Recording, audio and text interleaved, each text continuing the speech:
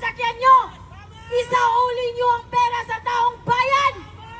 Hindi namin deserve. Hindi namin deserve ang mga underperformance nyo. Wala kayong karapatan na tawagin na honorable dahil wala kayong honor. Mga putang ina! Lumabas kayo dyan!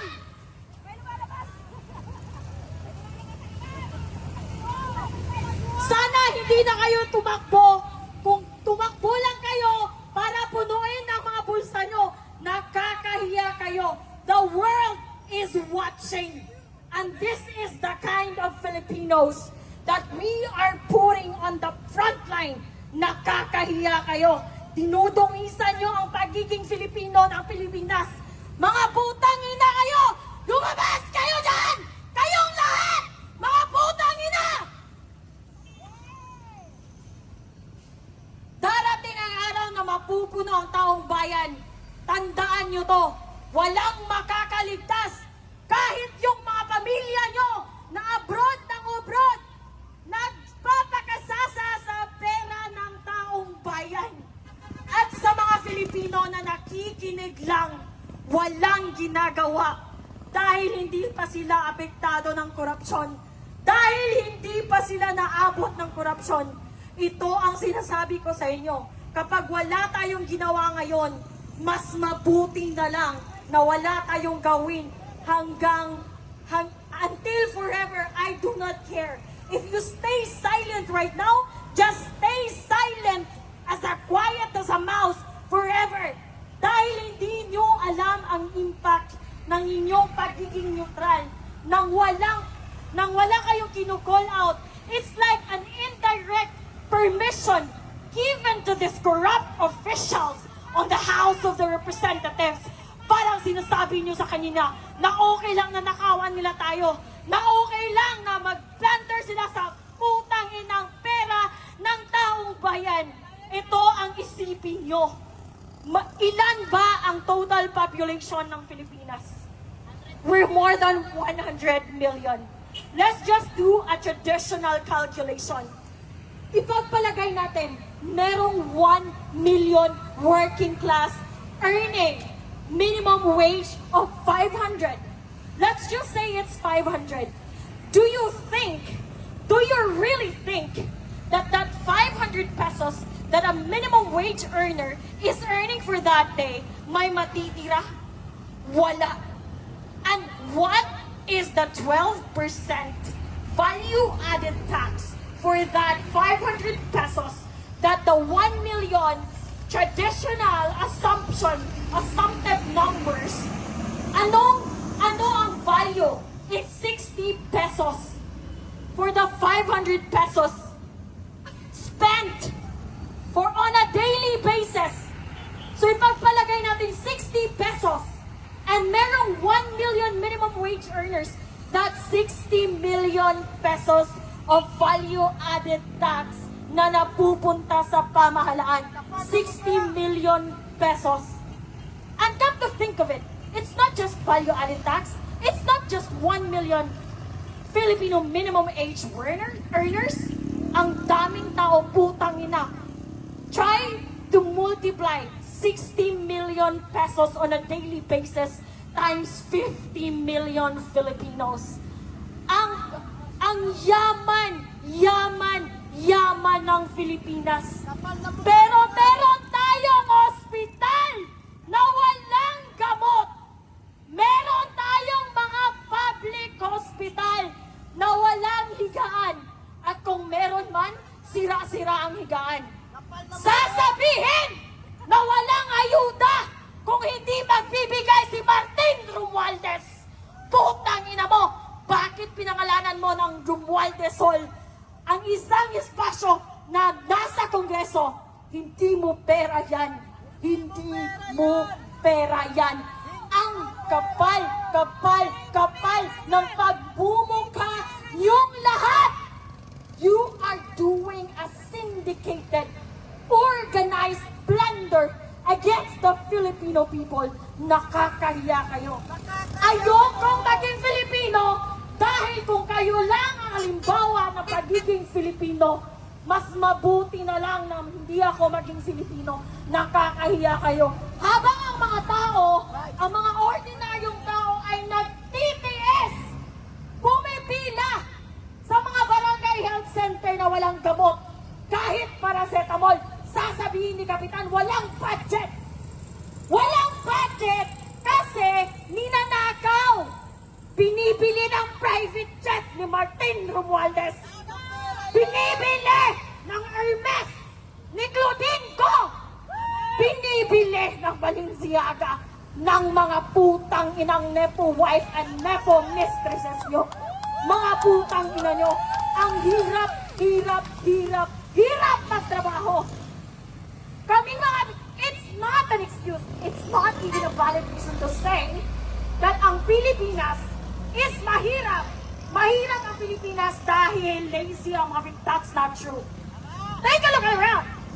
Kahit yung mga tao doing a manual labor, kahit yung mga drivers, kahit yung mga jeepney drivers, kahit yung mga nagbibenta sa bangketa, they double time to earn a few hundred pesos, to pay taxes, to contribute sa mga lavish lifestyle ng mga putang inang nasa Kongreso.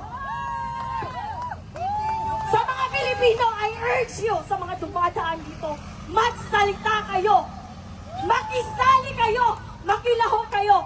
Walang dilawan dito. Walang kakamping. Walang Duterte supporters. We do not need you to be anything. We just need you to be a Filipino, standing for accountability, standing for responsibility of securing our future. Kasi kapag wala tayong gagawin ngayon, wala nang bukas ang Pilipinas dahil ninanakaw nila. Walang bukas ang Pilipinas para sa atin, para sa mga anak nyo, at para sa mga anak na anak nyo. Can you imagine? We're still paying the interest of utang coming from Marcos Sr. And here we are right now. We're gonna pay again for the fucking debt of the Philippines because of their fucking blunderers in the House of the Representatives, in the Senate, and on the executive branch, Mr. Marcos. Ang kapal-kapal na mukha nyo, ang daming Pilipino. Sasabihin ng mga nepo babies nyo na wala kami ambag sa taxes. We are taxed heavily. Can you imagine sa Southeast Asia, ang Pilipinas ang isa sa pinakamalaking merong value-added tax. I'm gonna tell you a story of how I got here. Yesterday, I was from Cebu. I booked a ticket to go. It's 2,100 pesos and few centavos or something. I got taxed. It's 340 pesos. I ride an Angkas going to the Pier 4 in Cebu City. I got taxed again. I bought soft drinks. I bought bottled water. I bought Wi-Fi subscriptions sa barko. I got taxed again. Putang inang value-added tax. Ang dami. Just try to imagine if a single Filipino is paying at least 200 pesos of value-added tax on a daily basis. 200. Multiply it by 100 million. Ang yaman ng Pilipinas. Pero wala tayong pera! Dahil makakapal ang mukha nyo dyan sa Kongreso! Lumabas kayo! Mga putang ina nyo! Mga makakapal ang mukha! I do not understand. I cannot wrap my head around the fact paano nyo naiisip, paano nyo hindi naiisip kung gaano kayo ka-immoral, kung gaano kayo ka-demonyo. Nagpapakasasa kayo sa perang hindi inyo. Tumakbo kayo para maglingkod. Just reminding you, sir and ma'am, tumakbo kayo para maglingkod, hindi para magpaglingkuran. And don't start with us honoring, telling you, addressing you as honorable. Kasi between you and the taong bayan, you are the least. You are the least organization with honors. With honors, you don't have any, zero. You don't have any honors. Wala kayong mga moral, wala kayong mga immoral kayo, mga makakapal. I am so frustrated. I am so angry beyond angry. Nakakaputang ina kayong lahat dyan sa House of Representatives. Mga mamatay na sana kayong lahat, tamaan kayo ng kidlat. Super ang pangbababoy at panggago nyo sa mga Filipino. You're treating us like an idiot. Like we don't have access to information. You're treating us as someone as imbecile. Tama namin sumugod ngayon! At sunugin ang mga kaluluwa nyo! Dahil napilong kayo sa impyerno, mga putang ina nyo! Tingnan nyo! Eto, mga drivers, mga minimum wage earners, sila ang nagpapakain sa'yo. Nagpapakain, kami ang nagpa-fund ng lifestyle nyo. Mga putang ina, ano ginagawa nyo dyan sa Senate? Ano ginagawa nyo dyan sa Congress? Are you just doing log in and log out and that's it? No!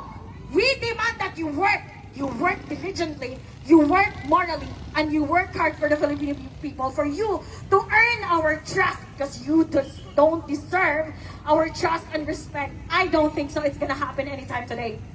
Mga makakapal ang mukha nyo. At sa mga kababayan nating police and armed forces of the Philippines, sir, with all due respect, I know naiipit kayo. Naiipit kayo kasi ang chief of command nyo nakakabutang ina. But then you're bound by your service, and you're bound by your contract, and you're bound by your employment. But please, this is beyond insane. This is beyond insane, mga putang ina! This is beyond insane! Ang kakapal na mukha nyo, lumabas kayong lahat. Yung mga sasakyan nyo, hindi nyo sasakyan yan. Sasakyan namin yan. Dahil kami ang nagbabayad ng mga sasakyan nyo. Ilang sasakyan ang gusto nyo? Mga putang ina nyo. Ilang bahay sa Forge Park ang gusto nyo? Napakahirap namin dahil ninanakaw nyo ang pera na para sa amin. We're not asking for private jets. We're not asking for Balenciaga just like your wife and mistresses. We're not asking for Chanel. We're not asking for travel abroad in Europe, in Edinburgh, in Scotland, in Italy, in Paris. We don't want that. We just want the basic services. Working hospitals with medicines and with working medical professionals. Paid by Filipino taxes. Yun lang. Very minimum lang. Basic standard, hindi nyo maibigay? What kind of employees are you? Bumaba kayo dyan. Isarado nyo yung Kongreso! Wala na mga ambag yan sa mga Filipino. Walang ambag. Zero contribution. Pinapalamon lang namin kayo. Mga kapal ang mukha nyo. Sino sasakyan yan? Pinapalamon namin kayo. Wala kayong ambag. Wala kayong ginagawa. Hindi kayo nagtatrabaho. Nagnanakaw lang kayo. Araw-araw. Yun lang. Yun lang ang ninanakaw nyo. Sino yan ang lumabas sa Kongreso? Yan ba ang aming honorable magnanakaw? Putang ina mo! Pinapalamunin ka! Kung merong batugan at palamunin, hindi yun ang mga standby. Ang palamunin at batugan ay nasa Kongreso. Mga putang ina ang kakapal ng mukha. Magmi-meeting kayo sa Malacanang, mag-order kayo ng buffet, ng steak, ng caviar, and for what expense? From our hard-earned taxes. Ikaw, sir, you're working hard. Pera mo ang ginagasto ng mga putang inang ito ng nasa Kongreso. Isara nyo yan! Isara nyo ang Kongreso! Walang ambag dyan sa Pilipino! Putang ina! Harapin nyo kami dito! Harapin nyo, mga coward kayo, mga coward, mga walang bayag. Mga walang bayag. Nagtatago kayo sa inyong mga security. Nagtatago kayo sa House of Congress. That is our hard-earned. That building, we paid for that. Those cars, we paid for that. Maybe even the air you fucking breathe, we paid for that. The very least that you can do is to provide the basic services for ordinary people. Yeah, you are so fucking incompetent that you don't know how to do that. Para kayong kaklase ko nung elementary. Andun sa klase, hindi nakikinig, bobo na nga, hindi pa nag-aaral, pumupunta lang sa paaralan para sa baon. Bakit ganyan ang mga kongreso natin? Bakit ganyan ang mga congressman natin, mga putang ina? Ito ang pakiusap ko sa mga kababayan ko. Dalawa, I have two requests from my fellow Filipinos. Una, please, let's have a fucking standard when it comes to voting. Tingnan nyo si Lito Lapid. Quiet as a mouse. Tingnan nyo si Risa Ontiveros. Diba? Ang ingay. Nakakarindi. Pero flood control projects, she's quiet as a fucking mouse. Eh? Eto, viral to na video. Tito Soto, my God, dear, I'm here. I'm finally here, Tito Soto! I'm here! And I'm gonna say it again. What makes you qualified to become the Senate President? You don't belong there. You belong in Itbulaga. You cannot even create a simple, cohesive, concise introduction. How are you gonna enforce, amend, approve laws? Being a politician is very technical.